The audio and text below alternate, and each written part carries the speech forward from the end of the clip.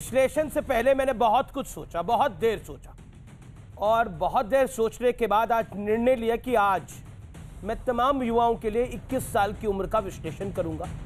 सियासी विश्लेषण मैं रोज करता हूं, लेकिन आज मैं 21 साल की उम्र का विश्लेषण करूंगा।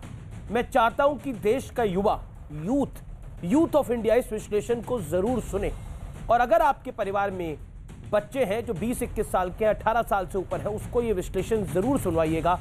मेरा अनुरोध है, रिकॉर्डिंग बटन अपने टीवी में, अपने डिश टीवी में, टाटा स्काई में, जियो में ऑन जरूर कर लीजिए, या फिर फोन का रिकॉर्डिंग बटन ऑन कर दीजिए, क्योंकि यह विश्लेषण वाकई आज आपके लिए महत्वपूर्ण है।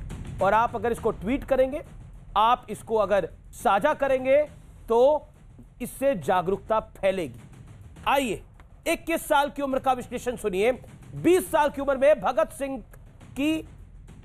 सिंह आजादी की जंग में शामिल हुए, 24 साल की उम्र में शहीद हो गए। भगत सिंह की भी 21 साल की उम्र गई थी। 19 साल की उम्र में चंद्रशेखर आजाद ने अंग्रेजी शासन को झकझोर दिया और 24 की उम्र में शहीद हो गए। अब मैं बहुत रीसेंट का एग्जाम्पल बताता हूं जो मुझे प्रेरणा देता। कैप्टन सौरभ कालिया, उनको टॉर्चर करके उन्हें मारा गया कारगिल युद्ध के दौरान। 22 साल की उम्र में कारगिल युद्ध के दौरान वो शहीद हो गए। और कैप्टन सौरभ कालिया मेरे लिए प्रेरणादायक है। मैं सलाम करता हूं कैप्टन सौरभ कालिया को। अगला कैप्टन विक्रम बत्रा, 22 साल की उम्र में सेना में शामिल हुए, 24 साल की उम्र में कारगिल में शहीद हो गए। 21 साल की उम्र में अपनी ट्रेनिंग कर रहे थे।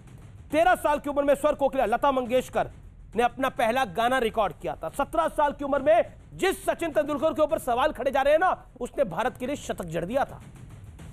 उसके बाद दिशा रवि की उम्र भी 21 साल है। तो क्या इनकी जांच बंद कर दी जाए? ये बताएं मुझे जो लोग कह रहे हैं 21 साल की निहत्ती लड़की से डर गए। हाँ, ये निहत्ती लड़की होगी, लेकिन ये वो तमाम लोग हैं। एक विवेक अग्निहोत्री की किताब है, जरूर पढ़िएगा, अर्बन नक्सल्स। ये वो लोग हैं जो तलवार नहीं उठाते, भाले नहीं उठाते, बंदूक नहीं उठाते, लेकिन अपना काम चुपचाप व्हाइट कॉलर के साथ करते हैं, यानी देश को डिस्टेबलाइज करने का। और शायद यही बात सामने आई है, इसलिए पाकिस्तान के इमरान खान इनके पक्ष में आज खड़े हैं। पीएफआई इनके पक्ष में आज खड़ी हो गई है। लेकिन मुझे अफसोस है कि देश की सियासी पार्टियां, चाहे वो आम आदमी पार्टी हो, चाहे वो कांग्रेस हो, चाहे वो सपा हो, उनको इसके पक्ष में खड़ा होना पड़ता। कल तक जो कह रहे थे कि जांच होनी चाहिए, जांच होनी चाहिए, जब जांच हो रही है तो ये लोग कह रहे हैं कि ये जांच क्यों हो रही है। और तो और ये लोग लीगल टीम प्रोवाइड कर रहे हैं। मेरे साथ बात करने के लिए भारतीय जनता पार्टी के सांसद डॉक्टर सुधांशु त्रिवेदी है, मेरे साथ शुभराष्ट्रा जुड़ रही हैं, जानी मानी लेखिका हैं। मेरे साथ सुमैया राणा जी हैं इस चर्चा में, उनका भी अभिनंदन है। थोड़ी परेशान लग रही है मुझे, ज्वाइन कर गई है मेरे साथ। मेरे साथ रोहन गुप्ता जी हैं, कांग्रेस पार्टी के प्रवक्ता हैं, उनके आईटी सेल के हेड हैं, उनका भी अभिनंदन है। शुभराष्ट्रा, मैं इस चर्चा की शुरुआत आपसे करता हूं, तस्लीम रहमानी भी मुझे ज्वाइन करेंगे।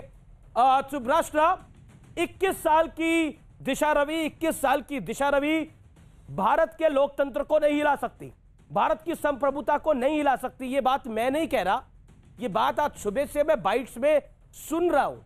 मैं सुन रहा हूं कि कहा जा रहा है कि कैसे एक छोटी सी लड़की देश के सिस्टम को झकझोर रही है। डर गए हैं नरेंद्र मोदी की सरकार, ये सरकार डरी हुई है, इसलिए गिरफ्तार कर लिया जा रहा है।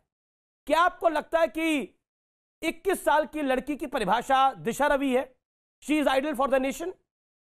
और कन्हैया कुमार जो 29 साल की उम्र में भी पढ़ाई कर रहा था, वो भी आइडल फॉर द नेशन है।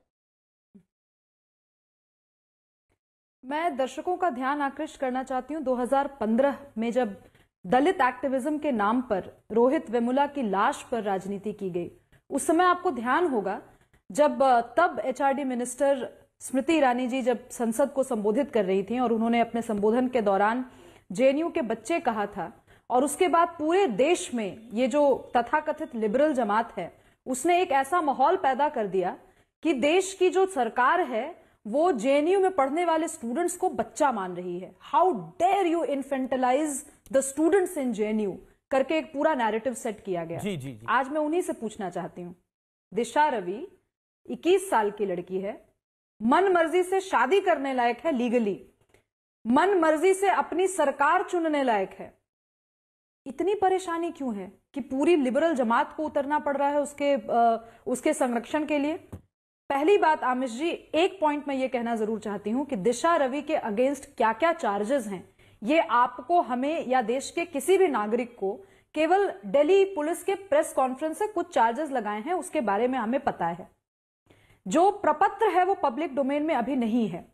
अगर प्रपत्र पब्लिक डोमेन में नहीं है तो ये तथाकथित लिबरल जमात किस क्लॉज को कोट करके तमाम तरीके की भ्रांतियां फैला रही है? मैं लगातार 5 बजे से डिबेट्स डिस्कशंस में हूं टेलीविजन चैनल पे आमिश जी, और लगातार 2-3 बातें कही जा रही हैं कि ये सरकार फांसीवादी है। मुझे बताए कोई कि क्या दिल्ली पुलिस ने जो भी एक्शन लिया है उस एक्शन में फांसीवाद का जिक्र कहीं है?